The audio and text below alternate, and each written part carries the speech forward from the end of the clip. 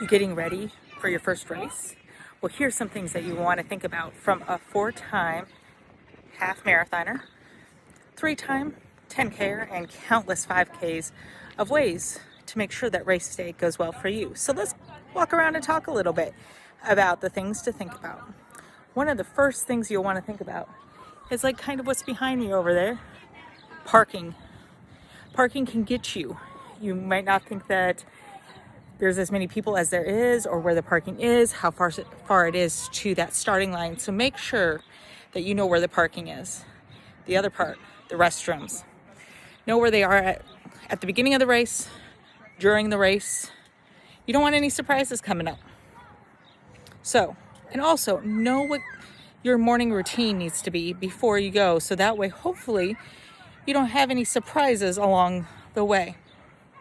Also, talking about surprises, practice what you're going to eat the morning of and the night before a big race.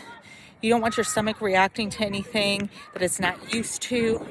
So making sure that you are hydrated, making sure that you're eating the foods that you are good with, and making sure that you are okay with what's needed. All of these things are important for race day. And don't try anything new on race day.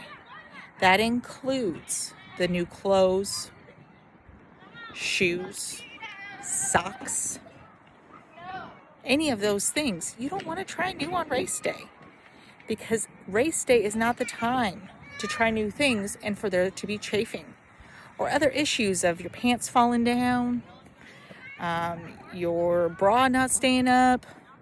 Whatever the case may be, you don't want to worry about that on race day. And so making sure that when you are practicing all the steps, right? The things that we know. So the food, the water. And when you're thinking about water, thinking about the day or two leading up to race day, that you are not showing up to the starting line dehydrated.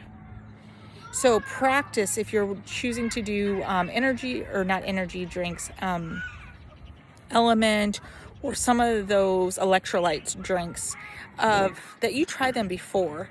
If you're going to try any of the goos or anything like that, making sure that you try what works for you before race day. Because again, no surprises, none. So all of those things are important things to think about. Of water, where are the water stations? How big of a race is there? Is there a possibility that there just won't be people there when you get to the water stations? I've had friends where that's happened to, that, they're volunteers and they decide to go home early. And so making sure that you kind of know what kind of race it is, is there a history of that happening at the race? Doing your research on the course. What's the elevation like? How are you going to navigate that elevation? So if you have hills of up and downs, practicing it with the fatigue of race day, practicing all of those things before you get to the starting line. And so those are some of the things that I think really, you'll hear a lot of, and you'll hear a lot of those things in a lot of the racing videos that come up. But another thing that is really important is that mental mind game.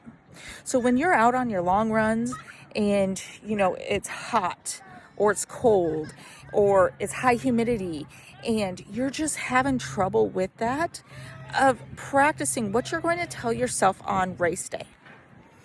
How are you going to get yourself to the finish line and being able to coach yourself when it's difficult, when the legs don't feel like they want to move anymore, and all of those pieces to be able to help move yourself along the way. There's going to be so many emotions that day, and you might have difficulty with sleeping the night before. And so practicing these pieces when you might not feel like doing it, or you didn't sleep well because you've been traveling, maybe you're jittery. And so that mental game and practicing that is really important. And hopefully you can hear me because the wind just took up. So being able to really look at those things and being able to see, how is this playing a part to race day? And so all of these things go together, because when you are prepared And when you practice, you can calm those nerves. Of course, there's going to be jittery. Of course, you're going to be wondering if you get the time you want or if you're going to finish. And all of those are great jitters to have because they're going to help get you the momentum you need to cross that finish line. So practice what you can on those long runs. Those would be being hydrated, the food, what you're going to use along the way for energy if you decide to do that, what the clothing you want to wear, and being able to make sure that you get across the finish line. Good luck. Let me know how your race line go, and let me know how the finish line went in the comments below. I look forward to hearing it, and good luck